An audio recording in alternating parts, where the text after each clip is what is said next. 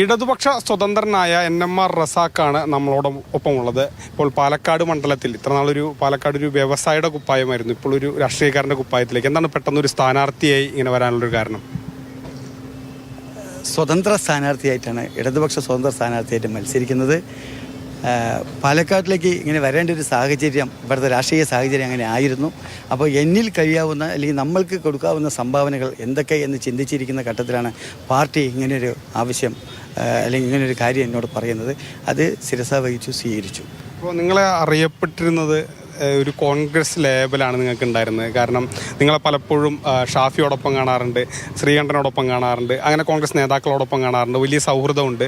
ഒരുപക്ഷെ ഒരു വ്യവസായം എന്നുള്ള രീതിയിൽ എല്ലാ രാഷ്ട്രീയക്കാരുമായിട്ട് സൗഹൃദം ഉണ്ടാവും. പക്ഷേ അതൊക്കെ കളഞ്ഞിങ്ങനെ ഒരു ഇടതുപക്ഷത്തിനൊപ്പം വരുന്നു എന്നുള്ളത് എന്താണ്?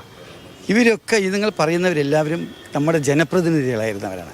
ഈ ജനപ്രതിനിധികളുമായിട്ടൊക്കെ എല്ലാ കാലത്തും നമ്മൾ സംരംഭകൻ എന്ന നിലയിൽ ഫ്രണ്ട്ഷിപ്പുകളും സുഹൃത്ത് ബന്ധങ്ങളൊക്കെ ഉണ്ടാകും. അതല്ലാതെ ആൾക്കാരുമായിട്ട് എല്ലാ ബന്ധങ്ങളും നമ്മൾ എപ്പോഴും പറയാറുണ്ട്. എല്ലാ കലാകായിക സാമൂഹിക സാംസ്കാരിക രാഷ്ട്രീയ രംഗത്ത് എല്ലാവരുമായിട്ട് നമുക്ക് വലിയ ബന്ധങ്ങളുണ്ട്.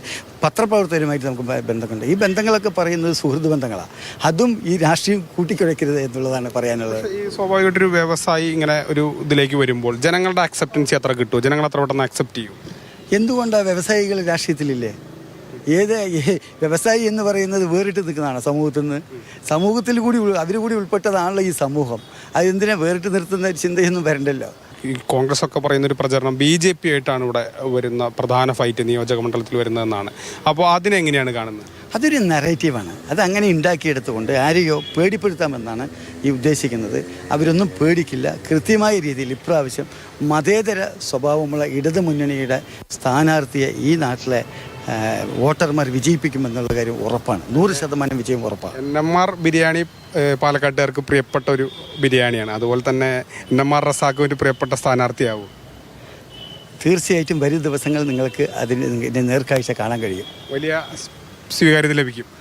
ഉറപ്പല്ലേ? എന്താ സ്വീകാര്യം ലഭിക്കുക? ഇപ്പം നിങ്ങൾ നോക്കൂ, ഞാനൊരു ദേശാടന പക്ഷിയല്ല, ഞാനൊരു വഞ്ചകനല്ല, ഞാൻ നിങ്ങളാരെയും വഞ്ചിക്കുന്നില്ല. ഞാൻ നിങ്ങളുടെ കൂടെ എപ്പോഴും ഉണ്ട്. ഈ നഗരത്തിൻ്റെ ഏതെങ്കിലും ഒരു ഭാഗത്ത് എന്നെ കാണാൻ കിട്ടും. ഇല്ലാതെ നിങ്ങൾ എന്നെ തേടി വേറെ ജില്ലകളിലേക്കൊന്നും വരണ്ട. ഇവിടെ തന്നെ ഞാൻ ജനിച്ച് വളർന്ന് ഇവിടെ തന്നെ സ്ഥിരതാമസമാക്കിയ ആളാണ്. ഉറപ്പായിട്ട് എന്നെ നിങ്ങൾക്ക് ഏത് സമയത്ത് കിട്ടും എന്നുള്ള കാര്യം ഉറപ്പാണ്. നിങ്ങൾ പേടിക്കണ്ട. എങ്ങനെയാണ് പ്രചരണ പരിപാടികൾ? എങ്ങനെയാണ് പ്രചരണ പരിപാടികളൊക്കെ പാർട്ടി തീരുമാനിക്കുന്നത്? പാർട്ടിയുടെ ഷെഡ്യൂളുണ്ട്, അതിനനുസരിച്ച് പ്രചരണ പരിപാടികളൊക്കെ നടക്കും. ഏതായാലും NMR റസാഖ് പ്രചരണത്തിന് ഇറങ്ങുകയാണ്. നാളെ മുതൽ റോഡ് ഷോ അടക്കമുള്ള കാര്യങ്ങളുണ്ട്. അങ്ങനെ വീണ്ടും ഒരു തെരഞ്ഞെടുപ്പ് കാലം വരുമ്പോൾ NMR റസാഖ് തെരഞ്ഞെടുപ്പിൽ ഇടതുപക്ഷ സ്വതന്ത്ര സ്ഥാനാർത്ഥിയായിട്ടാണ് പാലക്കാട് മത്സരിക്കുന്നത്. Google VS Mathrubhumi news, Palakkad.